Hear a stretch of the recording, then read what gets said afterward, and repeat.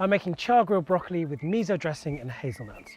Now I've got some tender stem broccoli here and I'm just going to drizzle over some oil, a little pinch of sea salt. Just mix it all together and then straight on the grill.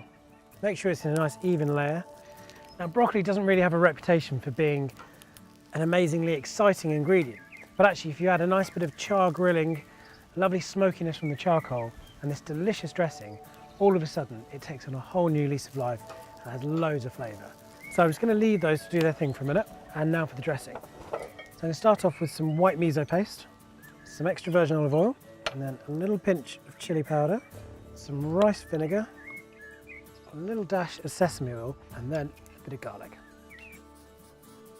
And just whisk everything together, and that dressing is ready to go. Now the key to cooking vegetables like this over the grill is cooking them over a high heat, so they retain their colour and their texture, but you still get that lovely charring on the outside.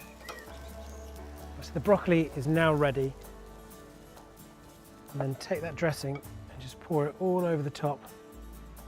Give everything a good mix, make sure it's really well coated.